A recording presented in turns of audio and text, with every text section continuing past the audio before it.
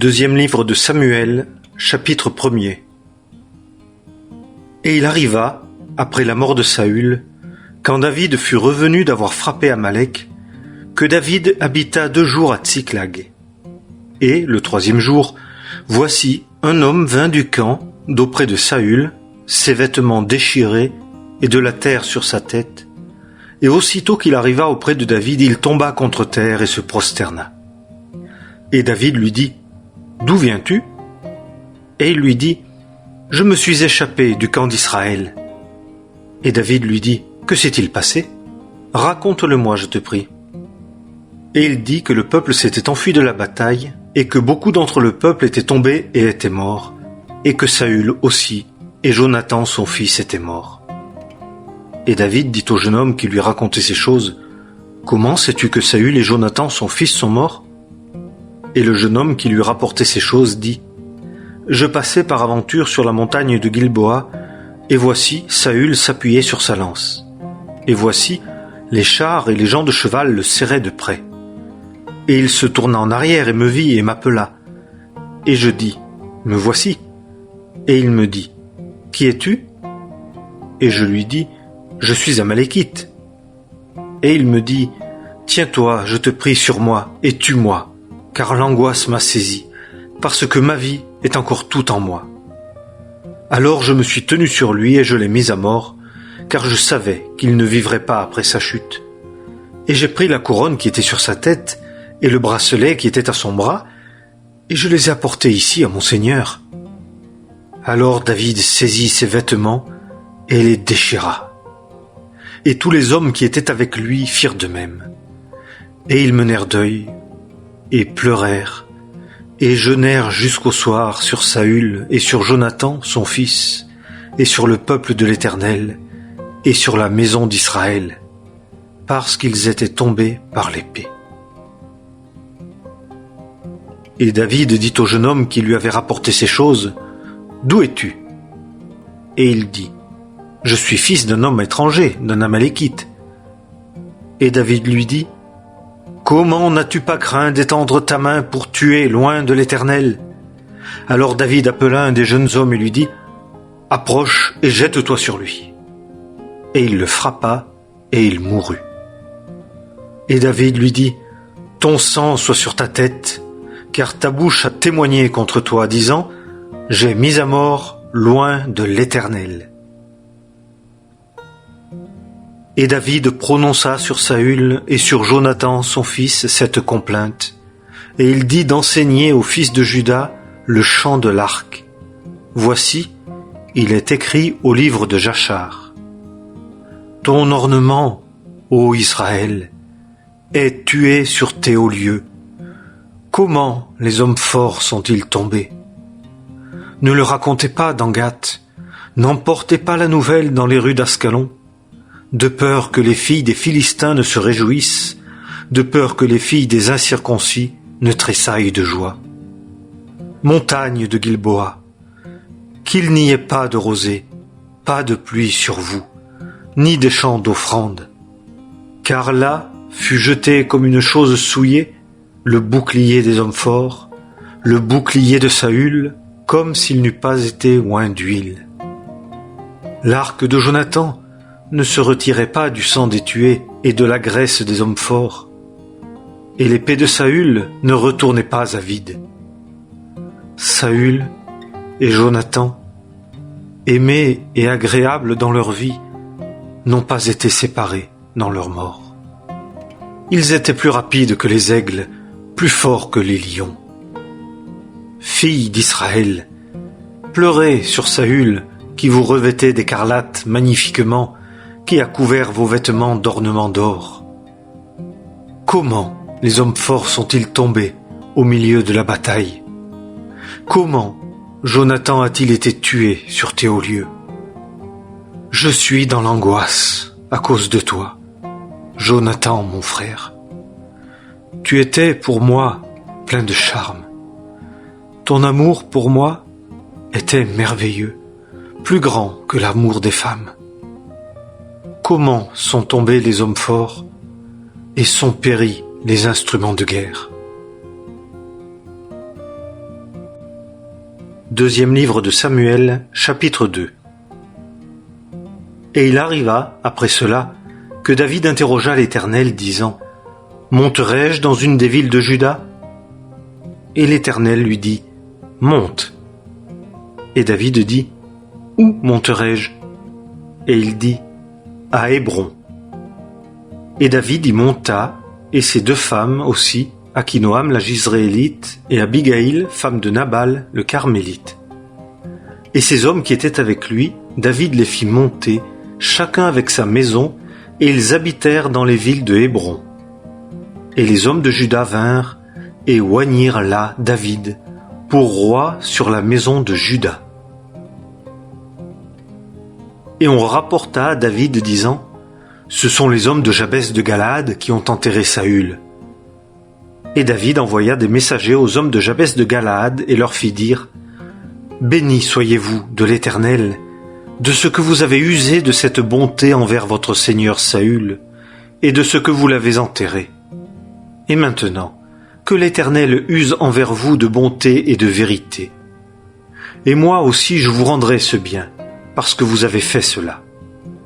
Et maintenant, que vos mains se fortifient, et soyez des hommes vaillants, car votre seigneur Saül est mort, et de plus, c'est moi que la maison de Juda a oint pour roi sur elle. Et Abner, fils de Ner, chef de l'armée de Saül, prit Ish-Bosheth, fils de Saül, et le fit passer à Mahanaïm, et l'établit roi sur Galaad, et sur les Ashurites, et sur Jizréel, et sur Éphraïm, et sur Benjamin, et sur Israël tout entier. Ish-Bosheth, fils de Saül, était âgé de 40 ans lorsqu'il régna sur Israël, et il régna 2 ans. Toutefois, la maison de Juda suivit David. Et le nombre des jours pendant lesquels David fut roi à Hébron sur la maison de Juda fut de 7 ans et 6 mois. Et Abner, fils de Ner, et les serviteurs d'Ish-Bosheth, fils de Saül, sortirent de Mahanaïm vers Gabaon, et Joab, fils de Tseruya, et les serviteurs de David sortirent aussi. Et ils se rencontrèrent ensemble près du réservoir de Gabaon. Et ceux-ci s'assirent d'un côté du réservoir, et ceux-là de l'autre côté du réservoir. Et Abner dit à Joab : Que les jeunes hommes se lèvent donc et jouent entre eux devant nous. Et Joab dit : Qu'ils se lèvent. Et ils se levèrent et passèrent au nombre de 12 pour Benjamin et pour Ish-Bosheth, fils de Saül, et de 12 d'entre les serviteurs de David. Et chacun saisit son adversaire par la tête, et passa son épée dans le flanc de son adversaire, et ils tombèrent tous ensemble. Et on appela ce lieu-là Elkat Hatsurim, qui est en Gabaon. Et le combat fut très rude ce jour-là. Et Abner et les hommes d'Israël furent battus devant les serviteurs de David. Et il y avait là 3 fils de Tseruya, Joab et Abishai et Assaël. Et Assaël était léger de ses pieds comme une des gazelles qui sont dans les champs. Et Assaël poursuivit Abner, et il ne se détourna pas d'Abner pour aller à droite ou à gauche. Et Abner regarda derrière lui et dit : Est-ce toi, Assaël ? Et il dit : C'est moi. Et Abner lui dit : Détourne-toi à droite ou à gauche, et saisis-toi de l'un des jeunes hommes, et prends pour toi son armure. Mais Assaël ne voulut pas se détourner de lui. Et Abner dit encore à Assaël : Détourne-toi de moi. Pourquoi te jetterais-je mort par terre ? Et comment lèverais-je ma face devant Joab, ton frère ? Mais il refusa de se détourner, et Abner le frappa au ventre avec la hampe de sa lance, et sa lance lui sortit par derrière, et il tomba là et mourut sur place. Et tous ceux qui venaient à l'endroit où Assaël était tombé et était mort s'arrêtaient. Et Joab et Abishai poursuivirent Abner, et le soleil se couchait quand ils arrivèrent à la colline d'Ama, qui est devant Guiac, sur le chemin du désert de Gabaon. Et les fils de Benjamin se rassemblèrent derrière Abner, et ils formèrent une seule troupe, et se tinrent sur le sommet d'une colline. Et Abner cria à Joab et dit : L'épée dévorera-t-elle à toujours ? Ne sais-tu pas qu'il y aura de l'amertume à la fin ? Et jusque à quand ne diras-tu pas au peuple de revenir de la poursuite de ses frères? Et Joab dit, Dieu est vivant, que, si tu n'avais parlé, dès le matin déjà, le peuple se serait retiré chacun de la poursuite de son frère. Et Joab sonna de la trompette, et tout le peuple s'arrêta, et ils ne poursuivirent plus Israël, et ils ne continuèrent plus à se battre. Et Abner et ses hommes marchèrent toute cette nuit-là dans la plaine, et traversèrent le Jourdain, et marchèrent par tout le Bitron, et vinrent à Mahanaïm. Et Joab s'en retourna de la poursuite d'Abner, et rassembla tout le peuple, et des serviteurs de David il manquait 19 hommes, et Assaël. Et les serviteurs de David avaient frappé à mort 360 hommes de Benjamin, et des hommes d'Abner. Et ils enlevèrent Assaël, et l'enterrèrent dans le sépulcre de son père, qui était à Bethléem. Et Joab et ses hommes marchèrent toute la nuit, et il faisait jour lorsqu'ils arrivèrent à Hébron. Deuxième livre de Samuel, chapitre 3. Et la guerre fut longue entre la maison de Saül et la maison de David. Et David allait se fortifiant, et la maison de Saül allait s'affaiblissant. Et il naquit à David des fils à Hébron. Son premier-né fut Amon, d'Akinoam, la Jizréélite, et le second, Kiléab, d'Abigaïl, femme de Nabal, le Carmélite, et le troisième, Absalom, fils de Maaka, fille de Talmaï, roi de Géshur, et le quatrième, Adonijah, fils de Haggith, et le cinquième, Shephatia, fils d'Abital, et le sixième, Jitréam, d'Egla, femme de David. Ceux-ci naquirent à David à Hébron. Et il arriva que, pendant qu'il y eut guerre entre la maison de Saül et la maison de David, Abner tint ferme pour la maison de Saül. Et Saül avait une concubine, son nom était Ritzpa, fille d'Aïa, et Ishboshet dit à Abner, « Pourquoi es-tu entré vers la concubine de mon père ?» Et Abner fut fort irrité à cause des paroles d'Ishboshet, et il dit, « Suis-je une tête de chien, moi qui aujourd'hui contre Juda ai usé de bonté envers la maison de Saül, ton père, envers ses frères et envers ses amis, et qui ne t'ai pas livré aux mains de David, que tu m'imputes aujourd'hui de l'iniquité à cause de cette femme? Que Dieu fasse ainsi à Abner, et ainsi y ajoute, si je ne fais pas à David comme l'Éternel lui a juré, en faisant passer le royaume de la maison de Saül, et en établissant le trône de David sur Israël et sur Juda, depuis Dan jusqu'à Béer-Shéba. » Et Ishboshet ne put répliquer un mot à Abner, parce qu'il avait peur de lui. Et Abner envoya des messagers à David de sa part, disant, « À qui est le pays ?»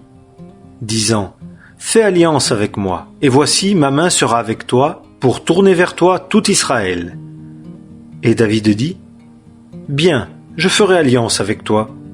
Seulement, je demande de toi une chose, savoir, tu ne verras pas ma face, à moins qu'auparavant, tu ne fasses venir Michal, fille de Saül, quand tu viendras pour voir ma face. » Et David envoya des messagers à Ishboshet, fils de Saül, disant, « Donne-moi ma femme Michal, que je me suis fiancé pour 100 prépuces de Philistins. » Et Ishboshet envoya, et la prit d'auprès de son mari, d'auprès de Paltiel, fils de Laïch. Et son mari alla avec elle, marchant et pleurant après elle, jusqu'à Bacurim. Et Abner lui dit, « Va, retourne-t'en. » Et il s'en retourna. Et Abner s'était entretenu avec les anciens d'Israël, disant, « Si devant vous recherchiez David pour qu'il fût roi sur vous, et maintenant agissez, car l'Éternel a parlé touchant David, disant, « Par la main de David, mon serviteur, je délivrerai mon peuple Israël de la main des Philistins et de la main de tous ses ennemis. » Et Abner parla aussi aux oreilles de Benjamin, et Abner alla aussi pour dire aux oreilles de David, à Hébron, tout ce qui était bon aux yeux d'Israël et aux yeux de toute la maison de Benjamin. Et Abner vint vers David à Hébron, et avec lui 20 hommes. Et David fit un festin à Abner ainsi qu'aux hommes qui étaient avec lui. Et Abner dit à David, « Je me lèverai, et j'irai, et j'assemblerai vers mon Seigneur, le roi, tout Israël. Et ils feront alliance avec toi, et tu régneras sur tout ce que ton âme désire. » Et David congédia Abner, et il s'en alla en paix. Et voici, les serviteurs de David et Joab revenaient d'une expédition, et ils amenaient avec eux un grand butin. Et Abner n'était pas avec David à Hébron, car il l'avait congédié, et il s'en était allé en paix. Et Joab et toute l'armée qui était avec lui vinrent, et on rapporta à Joab en disant « Abner, fils de Ner, est venu vers le roi qui l'a congédié, et il s'en est allé en paix. » Et Joab entra auprès du roi et dit « Qu'as-tu fait ? Voici, Abner est venu vers toi. Pourquoi l'as-tu congédié, en sorte qu'il s'en est allé ? Tu connais Abner, fils de Ner, qu'il est venu pour te tromper, et pour connaître tes sorties et tes entrées, et pour savoir tout ce que tu fais. » Et Joab sortit d'auprès de David, et envoya après Abner des messagers qui le firent rebrousser depuis la citerne de Sira. Et David ne le savait pas. Et Abner revint à Hébron, et Joab le tira à part au milieu de la porte pour lui parler tranquillement. Et là, il le frappa au ventre, en sorte qu'il mourut à cause du sang de son frère Assaël.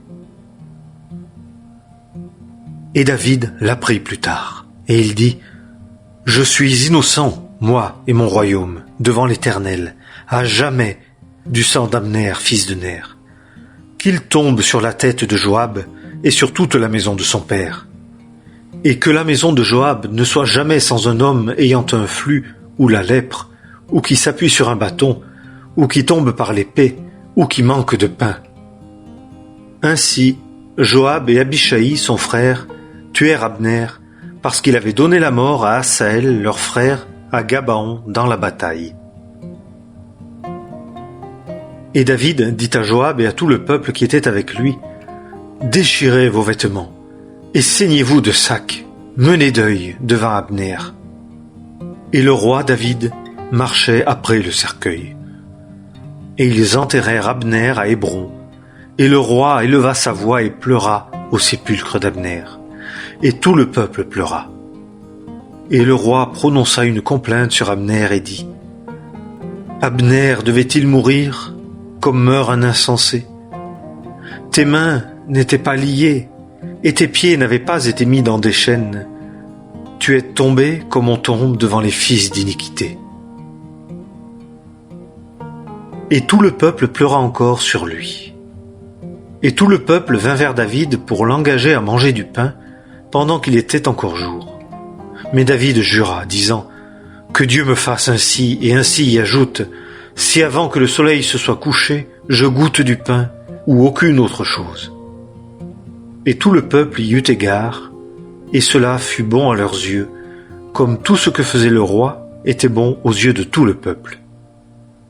Et en ce jour-là, tout le peuple et tout Israël reconnurent que ce n'était point de par le roi qu'on avait fait mourir Abner, fils de Ner. Et le roi dit à ses serviteurs, « Ne savez-vous pas qu'un prince, un grand homme, est tombé aujourd'hui en Israël ? Et moi, je suis aujourd'hui faible, bien que j'ai reçu l'onction de roi. Et ces hommes-là, les fils de Tseruya, sont trop durs pour moi. Que l'Éternel rende à celui qui fait le mal selon son méfait. »